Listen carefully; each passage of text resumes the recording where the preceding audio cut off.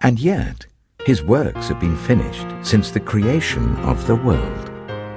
For somewhere he has spoken about the seventh day in these words, "On the seventh day God rested from all his works." And again in the passage above he says, "They shall never enter my rest."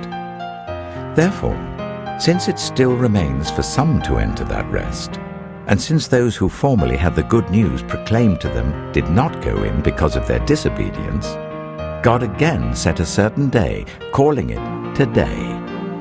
This he did when a long time later he spoke through David, as in the passage already quoted, "Today, if you hear his voice, do not harden your hearts." For if Joshua had given them rest, God would not have spoken later about another day. There remains then a Sabbath rest for the people of God. For anyone who enters God's rest also rests from their works, just as God did from his. Let us therefore make every effort to enter that rest, so that no one will perish by following their example of disobedience. For the word of God is alive and active, sharper than any double-edged sword. It penetrates even to dividing soul and spirit, joints and marrow.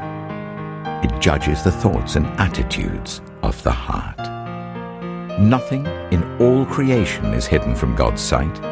Everything is uncovered and laid bare before the eyes of him to whom we must give account. Therefore, since we have a great high priest who has ascended into heaven, Jesus, the Son of God, let us hold firmly to the faith we profess. For we do not have a high priest who is unable to feel sympathy for our weaknesses, but we have one who has been tempted in every way just as we are, yet he did not sin.